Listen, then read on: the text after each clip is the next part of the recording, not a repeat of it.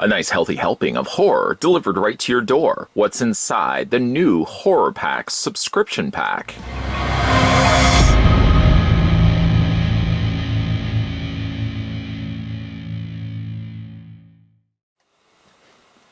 Horror to your door? Could you ask for more? I guess you probably could. You probably could ask for a cure for the current virus that's circulating the globe.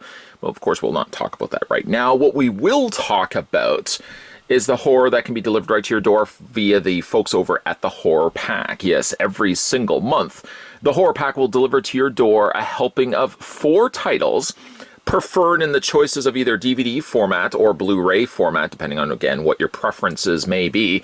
My preferences happen to be Blu-ray, so I get the Blu-rays delivered right to my door.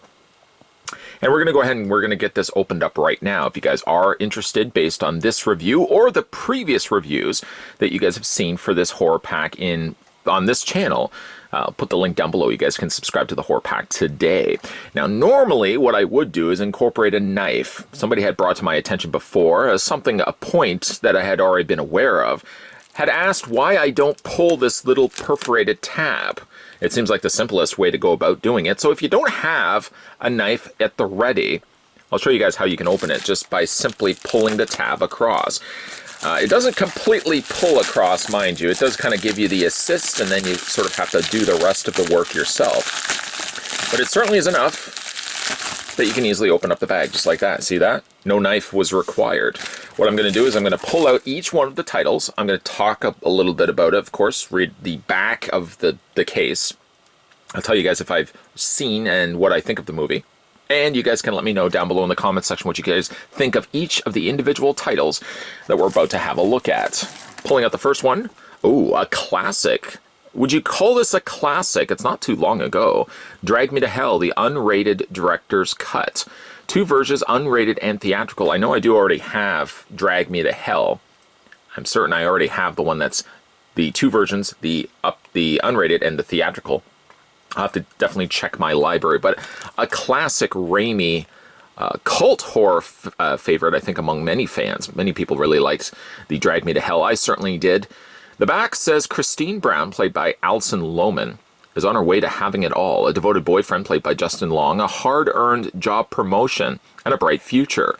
But when she's forced to make a tough decision that evicts an elderly woman from her house, Christine becomes the victim of an evil curse.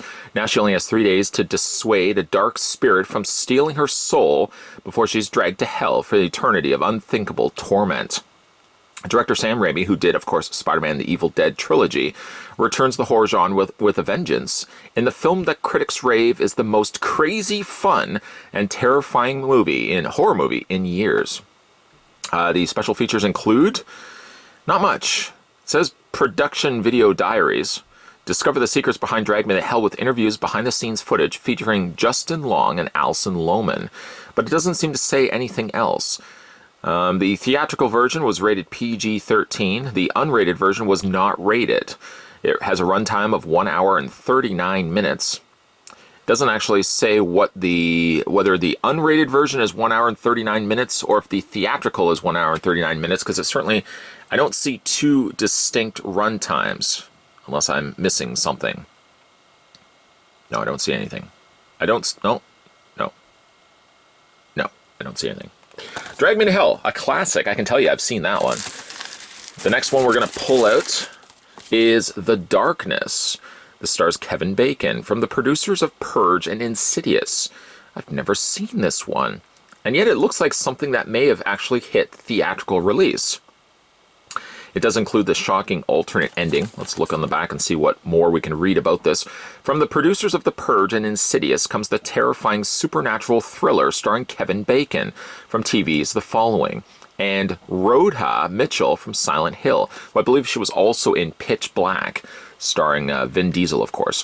When their young son, played by David Mazouz from TV's Gotham, brings home 5 mystical stones, you got to know that that's going to be bad, he found on their family's camping trip to Grand Canyon, Peter, played by Bacon, and Brony, played by Mitchell, begin to notice strange things happening in their house. Having awakened dark forces bound to the rocks, the family fights for survival as malicious demons feed off their fears, of course they do, and threaten to destroy them, of course they do. Bonus features include an alternate ending and deleted scenes. The release date for this, 2018, if that's correct. I'm seeing 2018 down below here, right there in the very smallest of print. And I do not see a running time. It is PG-13, but it does have HD picture and theater quality sound. Isn't that pretty much all Blu-rays nowadays? I'm going to definitely probably check this one out tonight. You can follow me, of course. There I go, waving my finger with a nail on the end of it. Probably going to be checking this one out tonight. You can follow my exploits on Instagram and Twitter. Just a shameful plug. All those links, by the way, will be down below in the video description, but ongoingly, as I talk about movies that I've watched, I'm recording this actually the day after Friday the 13th. I just posted on Twitter and Instagram that I watched the remake of Friday the 13th. And yeah, we're plugging. Let's put that right over there. See what else we have in here. The next title is Clickbait. Never seen this one.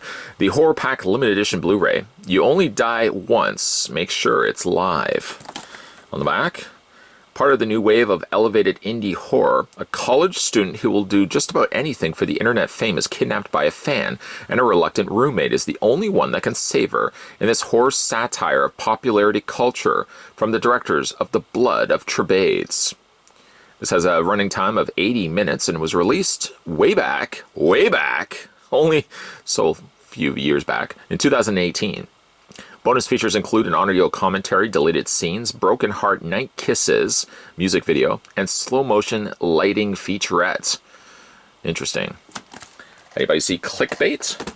I'm not saying that as a clickbait means, but let me know down below in the comments section. And last but certainly not least, we've got ourselves Elizabeth Harvest. I don't know, it kind of seems like these are all like higher caliber movies. Sometimes we might get like these like B and C movie titles. Seems like we kind of got a good listing, a plethora of interesting pleasures that I can check out later on.